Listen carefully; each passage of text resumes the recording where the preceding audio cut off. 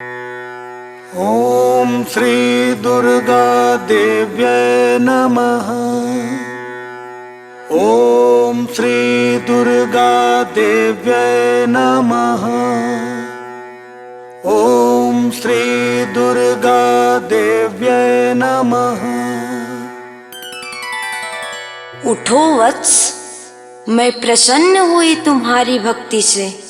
बोलो क्या चाहिए? तो सुनिए माँ।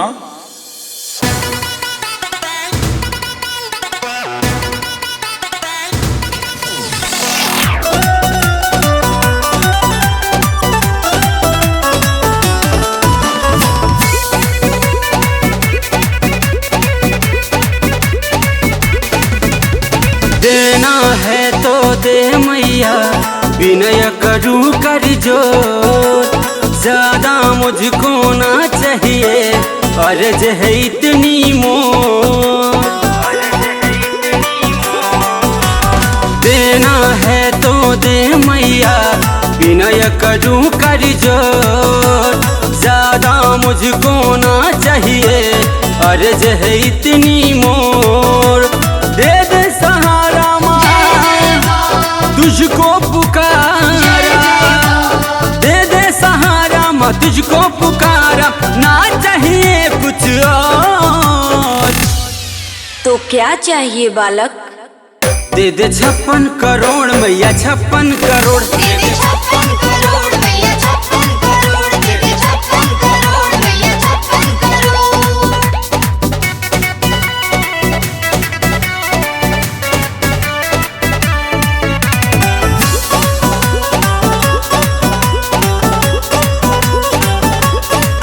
दुखड़े सुन के माया आई है, भक्तों में खुशियाँ छाई है। सच्ची लगन और श्रद्धा से माँ तेरी ज्योत जलाई है।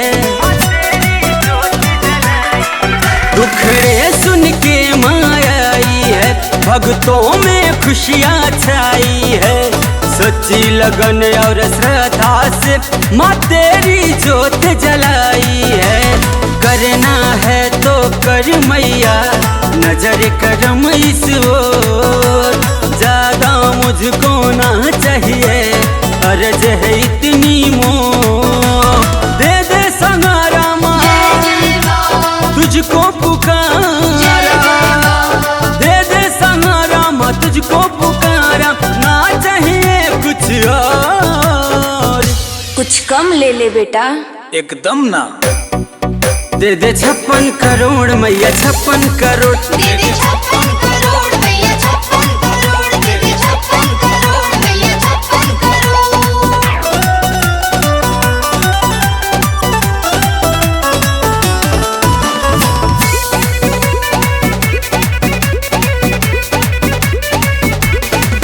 हमने तो सुना है जगदम्बे, भक्तों का दुख हर लेती हो।